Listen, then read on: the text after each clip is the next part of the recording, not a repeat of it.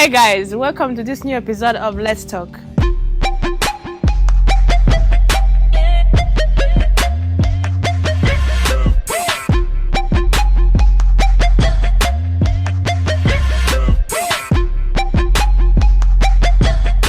Today we are continuing on the subject of dealing with addictions, and I have a special subject with a special guest. I'm gonna let him introduce himself.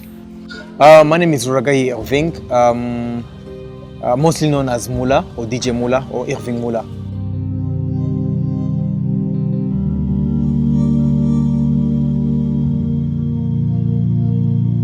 Welcome, Mulla. So tell us what has been the thing you've been struggling with and you are overcoming, but also how it started. How did you get to the point where you say, now this is a serious thing, it's a bondage?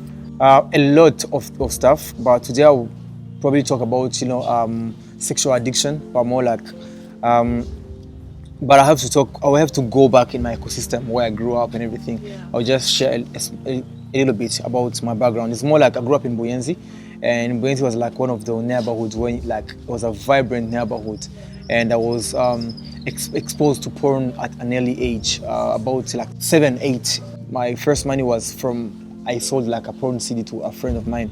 So I was exposed to sex at an early age, porn at an early age. I also had like friends who were older than me.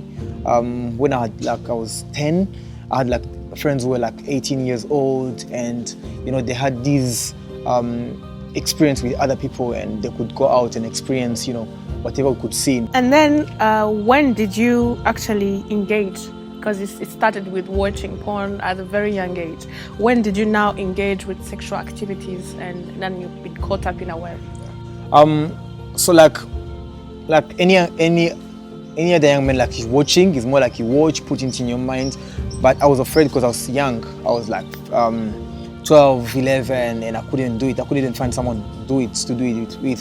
So I think I remember like when I was 15, that's when I had my first, a sexual encounter with a lady, and she was older than me. And that very time was like a click on me, because even the second one was a lady who was older than me. In that very time, I started like seeing as if like I can't have like any sexual encounter with a person who is younger, or even at the same age. I felt like I have to be with someone who's older than me. So it was like a journey till like a lot happened, a lot, and I was like, I need to stop this. Whereby I had to, you want to focus with someone, but you can't really do it because you love this lady, she's your age, maybe you are older than her, and you can't really focus because your sexual experience I had with older women. So I had like these very hard decision to take. Would be like, what, this is enough. Yeah. So when you got in a point where you say, this is enough, I'm tired of this, it's dragging me down, how did you manage now to start the process of healing? First of all, like I am even now. I was more exposed now. Even I am, because I'm like a public person. Like I'm in events. I'm a DJ. I'm an MC. I'm always in that place where people around me, and especially girls. And like it's a daily battle to be like. First of all, like any other guy, you'd be like, it's normal because I'm known. I don't even need to introduce myself to any girl because they know me. They're like, we know the person and everything. So I had first of all to understand like, hey, this is not good. This is not right, because I can't really focus on something. I can't really be like, I need to get serious with one girl. Like I love this girl, but I can't really focus on her. So for me, it was more like I wake up with that exposure, which is still there, because I have to be like, what, how am I going to survive with this stuff? Like, I love you, I want to be with you, but I can't really, because I have these things pulling me down every time I want to focus. So I had at a certain time I had to be like, what, I need to talk this to a person. I need to have accountable people. By the way, my friends, I couldn't tell them this because I was like, I can't say this. I can't say like, because saying that is as if you are weak, as if like you're not a man because you need to hide all this stuff. But I was like, you know what, I need to stop this. So like, I had to call these guys like, hey, who's older than me. I was like, hey, I'm going through this stuff and I need your help. Because later on, after like having the desire of older women, like who are older than me, I started being, you know what, I need to, you know, I was curious, like, I need to check the other people, how they are, everything. And that curiosity was fed up, like, with that mentality of, you know what, let me try these ones. So I talked to my academic friends. I was like, I have this issue and I have a lot of girls who are friends.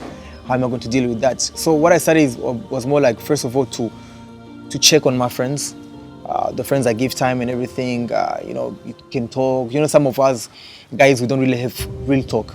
Some of us men will be like, you know what, you can't even talk about something that hurts you. You feel like, I can't talk about this stuff. So me, I was in that prison where you feel like, I can't talk this about my emotional life to a man, but I can talk about my emotional life to a girl. But then I found myself being like talking with a girl, then going to that, you know, that area. So I was like, you know what? He was like, hey, so be like, when you want to talk with this person, talk with them in a public place, you know, and sometimes having even accountable friends to be with you, because if it is not private, because it's good when people can talk to you, but at the same time it's bad because they give you everything. At the same time, you feel like you want to hug them, you want to, because you feel like you can help them, but then you find out, you know, you go into that area. So I talked to him, and it's been a journey. Every day I wake up, I'm like, You have to decide. hey, you are called this, you are called a DJ, they see you on TV, on anything, they're like, oh, I want to talk to you, blah, blah. And I'm always in front of people. And you're like, hey, I know this, but at the same time, I need to protect this. I need to make sure I'm focused. Yeah, because I think by talking to your friend, it helped you identify the triggers and start now having a strategy on how to go about this. So I want to clarify to everyone who's watching that this issue is for everyone, boys and girls, but also not only for people outside church, because Mulla is a church boy. That's what, like, Church boy. So we are breaking the taboo because we are talking about this thing, sensitive thing, because it's inside the church and it's outside, it's everywhere. Everyone is dealing with this in one way or another. So his was this, and he was able to open up to someone and start the healing process, because it's a process. I'm always saying it's a process.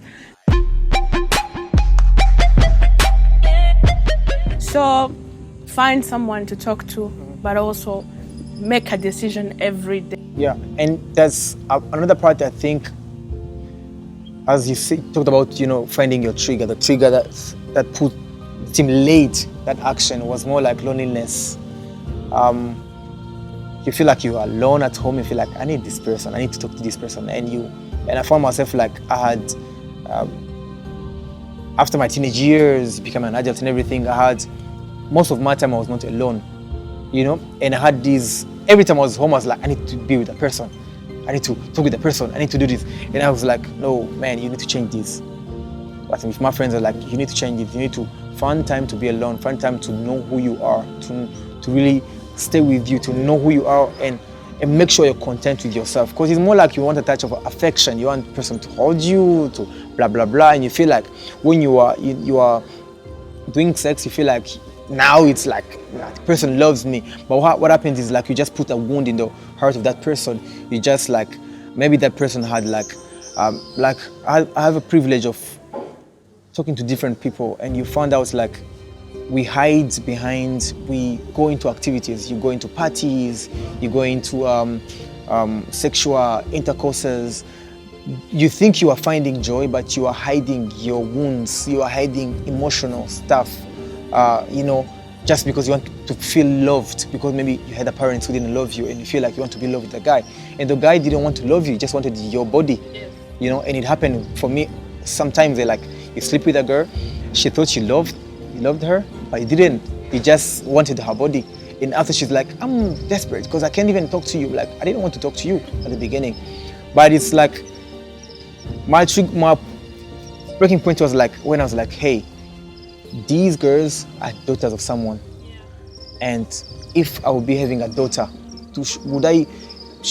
can she date a guy like me? You know, am I going to be, you know, okay if she's dating a guy like me? I was like, no. I was like, I need to focus. I need to stop this. You needed a change. Yeah, a change. And I was like, hey, on a daily basis, you wake up in the morning, like there are girls out there.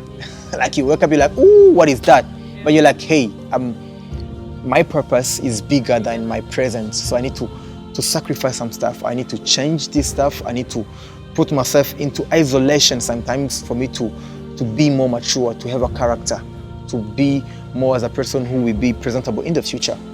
Maybe I said about what's wrong, but what's good of keeping yourself? And it gives you life, because physically you are fit. Physically you're preparing for the future person you're going to be with. And the other thing is like sex outside of, let me say, I won't call it a legal consuming. The fence of marriage. Yes. It even kills your brain. Like I'm a guy who likes thinking and everything. So you think sex will give you power to think creatively, but it doesn't.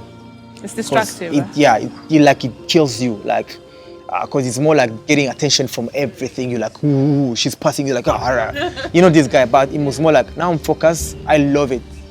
Oof, I'm focused. And the other thing is like, even the ladies, when they see you are focused, they're like, oh, nice focus. It's like, but it's okay. But it's more like me being like, you know what? I know what I'm going. Yeah, and if you see a guy like who's struggling about that, don't judge them, but be close to them, like talk to them. Exactly. We all struggle. Maybe for me it was sex, maybe the other person was masturbation, the person was alcohol, maybe it was weed, anything, but we all struggle. We have to be there for one another. Yeah, and we grow together, we go through the process. And tomorrow, I love this Bible verse. It says, from the mouth of the righteous, a city is exalted, but from the mouth of the wicked, it's destroyed. So we need to make sure in the city, in Bujumbura, in every city, we have people who can speak truth about each other, you know, rebelling, be like, you know, you are good, you're powerful, you are awesome. And then we grow together. And then tomorrow, you know, we are living our best life. So I thank you for sharing and be willing to be out there, open and share your most vulnerable part, to be able to help the people struggling out there. So I hope his story has helped some of you to know that you can heal from this. It's not a curse. It's a journey. It's a process. You have to start with an accountability partner. So I thank you, Mulla, and may God bless you. Thank you for watching.